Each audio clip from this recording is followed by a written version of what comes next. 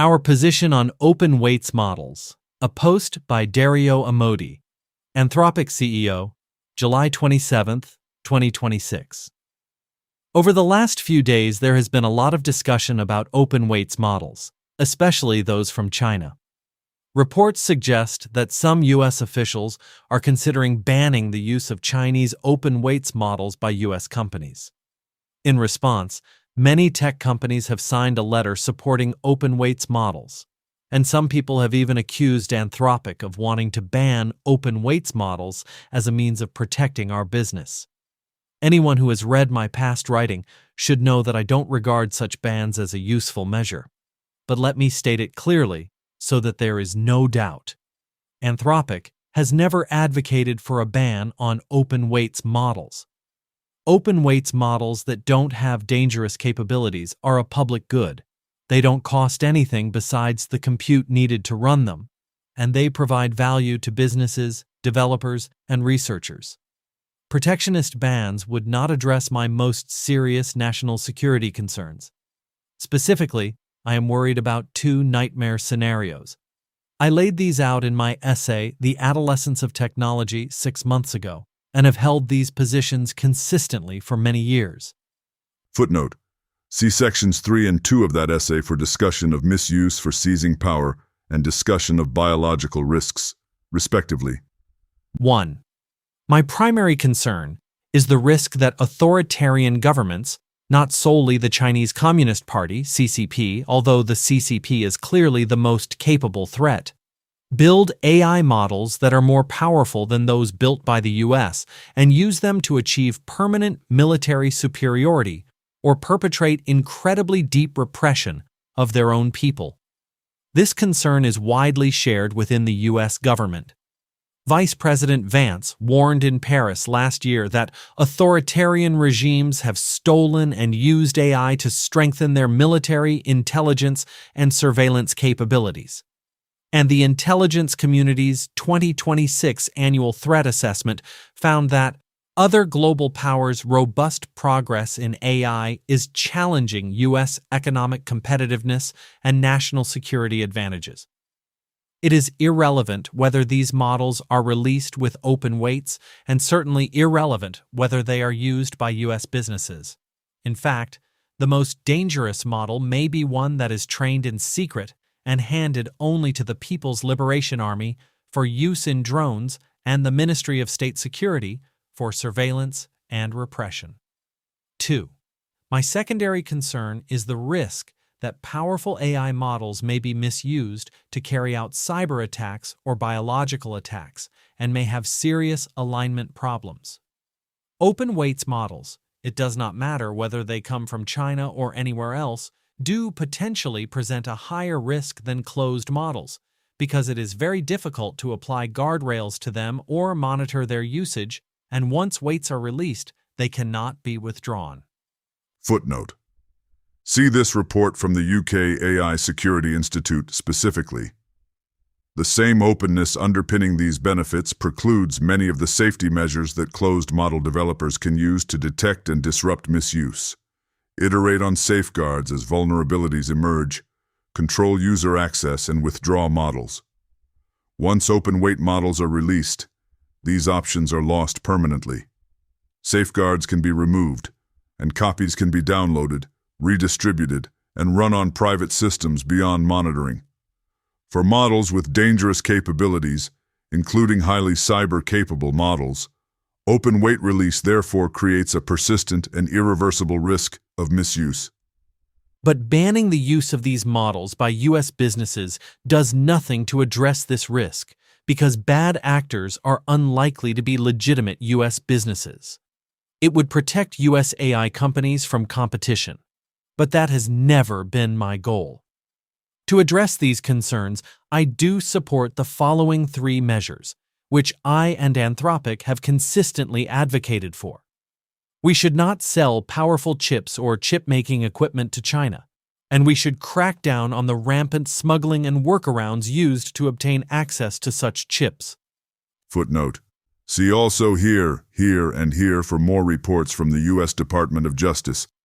China has limited domestic production capacity, and therefore, due to the scaling laws, cannot build more powerful models than the US without US chips. This is the most efficient and direct way to block threat number 1, and by hampering the training of models that are out of reach of US law, it also indirectly helps with threat number 2.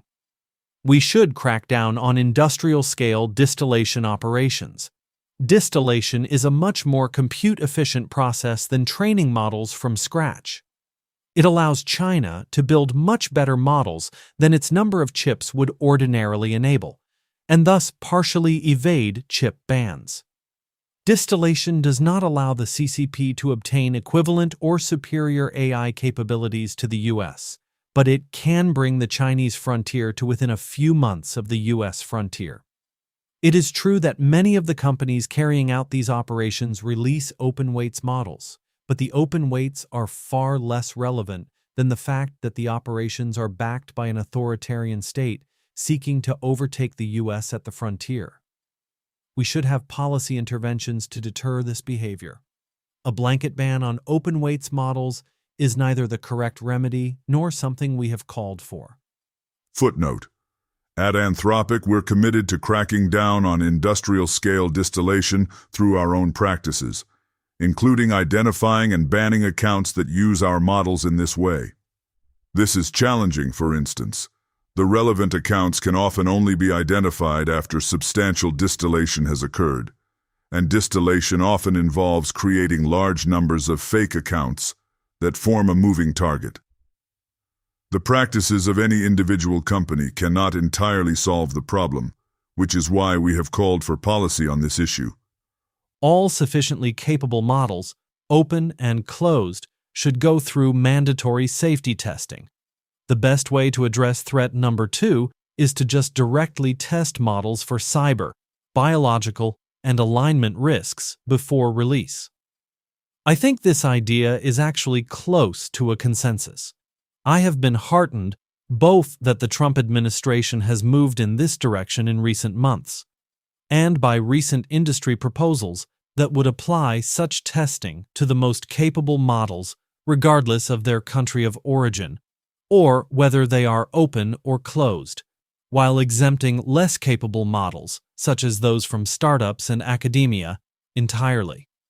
Whether open models do or don't pose an increased risk, and whether that risk can be mitigated, is something that should emerge from testing rather than be decided in advance, and there may be promising methods for improving the safety of open weights models, including recent research from Anthropic on modular training strategies.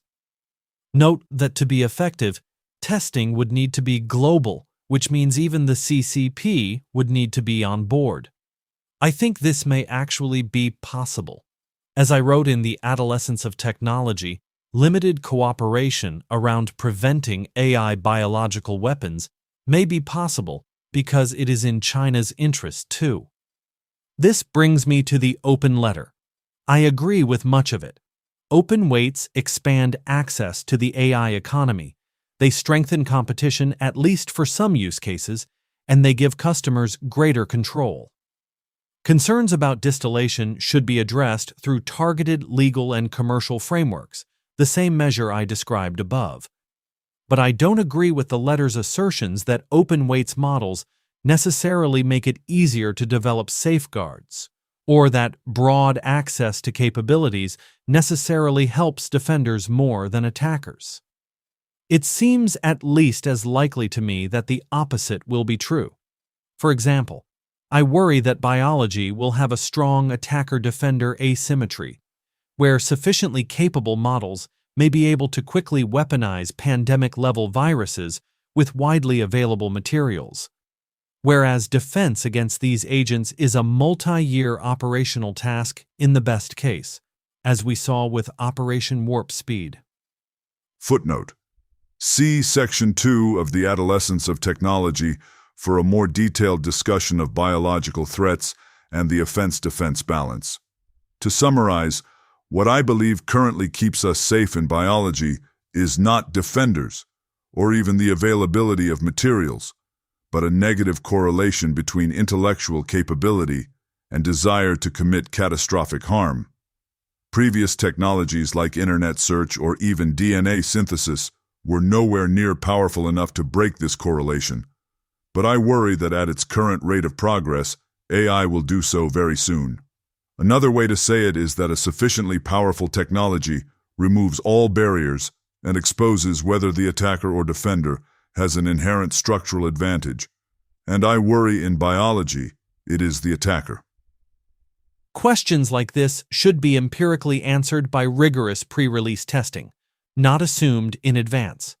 To summarize my and Anthropic's position, we have not and are not advocating for a ban on open-weights models as a category. We should instead focus on keeping powerful chips out of authoritarian hands, stopping industrial-scale distillation, and requiring safety testing of all sufficiently capable models, open and closed. This has been an Ask Who Casts audio conversion.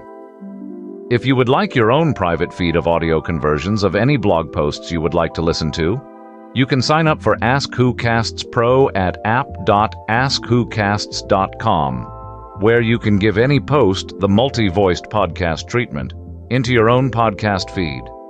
Thanks for listening.